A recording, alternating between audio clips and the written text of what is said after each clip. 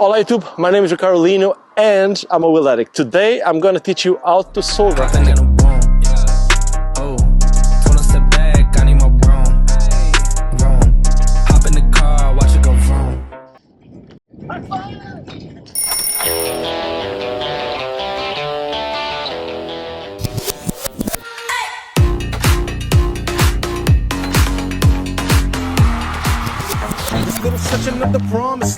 What is a soul grind? A soul grind is basically one of the most, if not the most basic grind that you can do with aggressive inline skates. For some people, the easiest grind would be a frontside, where you have both feet sliding on the H block. For others, the easiest grind would be a sole, where you have the sole plate, the sole of your foot, of the back foot on the rail or on the ledge, or on the box in this case, and the front foot is spinning 90 degrees and sliding on the H block. There's another grind where you also use the H block with the foot spinning 90 degrees called the acid, where you point it out, but on a sole you point it in. So basically you have a closed stance. For you to learn how to do this trick, obviously you need to know how to skate. Before starting to grind, it's good that you feel comfortable with your skates. You should be able to know how to jump. You should be able to know how to land. Obviously, once again, you need to be comfortable skating. More than anything, you don't want to learn how to grind without knowing how to skate and how to control your skates, turning, carving, and all those types of things. Once you learn all that, if you have the skates for this type of skating, an aggressive skate that usually has a sole space, this piece here sticking out in between the frame, and usually it works better if you have a skate specifically made for this. Some people like to do it, including myself, with skates that are not made specifically for this. But if you're learning, you're gonna want to do it with a skate that is specifically made for aggressive skating. If you have this type of skates, if you know how to skate, the first thing that you're gonna learn how to do is to lock your sole foot, your macchio. Just be able to put your foot here and stand up. This would be one of your first exercises. Put the sole of your foot, bring the other knee up. It's important that you flex the knee from the macchio foot. You want to bring your shin against the front of the skate in order to be in the right position. And then from here, you're gonna want to put all your weight balanced on your foot. You don't want to stay too much in the back, you don't want to stay too much in the front, you want to be balanced here. Just this. This would be one of your first exercises, and try to stay here. If you go too much on top, your foot can slide out and you can fall. If you stay too much on the outside, you're not going to be able to hold it. Or if you don't put your knee on top of your foot, what's going to happen is that your foot slides out. So it's very important that you learn to put your knee on top of your toe.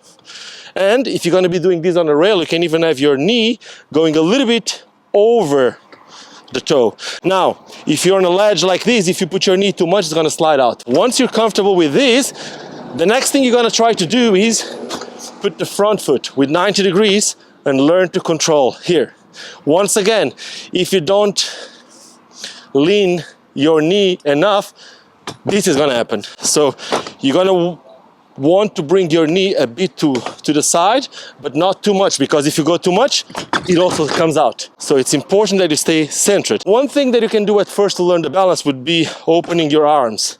Just here, open your arms and try to balance this. Once you can lock it like this, you're gonna try to slide a little bit. So you come with a little bit of speed, you feel the macchio first, you do it as many times as you need. You just want to feel that macchio slide going. Once you're able to do this macchio slide, you're gonna want to bring the front foot and you're gonna want to try the sole grind. Basically here and sliding. You want to feel how it slides. Because your feet are far apart, that's a wider wheelbase. There's a wider base, meaning that you have more control. It's easier to balance here than just here for a lot of people, okay? Once you are able to do this, you want to learn how to jump into the rail or into the box. Of course, ideally, you would jump with both feet at the same time, but while you're learning, it's very common that people don't have confidence enough. So it's okay if only while you're learning, if you step into it, like, it's basically the progression that you've done before, but with less time in between one foot and the other. So you want to go from 1, 2, and feel the slide. 1, 2, slide, 1, 2, slide. And with time, what's going to happen is that you want that 1, 2 to be more like 1, 2, 1, 2. So you want that to be way faster. So you can even jump and go. This would be the very last progression before you actually come, and both feet at the same time and lock. A very common mistake is that people try to do these at the end of a ledge or at the end of the rail, something like this. This is for a lot of people where they think they're going to feel more comfortable or where they feel they're going to feel more confident. But these can be a big mistake, because in case your feet slide out, you're going to fall right here. So it's always better to do it in the middle or in the beginning of the ledge. In case you fall, you can visualize where you're going to fall. You can somehow find a way to get out of it without getting that hurt. Being that if you stay on top, it's okay to just sit down on the ledge. If you stay to the side, well, you're going to try to avoid hitting the corner. It's very common on these type of tricks, when you miss it, to hit the corners. The most important thing is to obviously protect your face. In case you slip your front foot, try to protect your face. But ideally, it's always better to fall backwards than forwards. Getting stuck on a grind like this, it's more dangerous than sliding out. But even when slide out, don't try to force it. Don't try to make yourself go out of it. It's easier to let yourself go. Just let yourself go down and slide into the grind. So you're gonna slide into your bum and just smooth it out, okay? Once you're comfortable with doing it on a ledge like this, you can try it on a rail. Well, on a rail, you really need your knee to go a little bit over the rail. Because if your knee is not going over the rail, what's going to happen is that your foot is going to slide out. So that's basically what you need to do. One good tip that I can give you is when you do it on a rail, try to keep your knees together and together bring your knees over the rail. This way, you're going to be perfectly locked and you can still balance it. Now, the exit. There's obviously several ways of exiting this trick. You can spin out, you can do whatever you want. The two most basic ways would be either coming out forward, so something like here. And when you land, you want to land with both feet together and bend your knees, or going out backwards. It depends on how you do it. For a lot of people, it's easier to go out backwards. For some other people, it's easier to land forwards. Being that if there's more impact, if you're doing like on a steeper rail or on a steeper ledge, or if you do a grind to a big gap, it's usually easier to land impact backwards. For some reason, you can distribute your weight differently. So if you're going to be doing, you can somehow absorb the shock easier backwards. But while you're learning, that might not be a problem for you. So while you're learning, try to learn how to come out forward, how to come out backwards. Try to learn spinning out of it. 360 out, 540, spinning either way.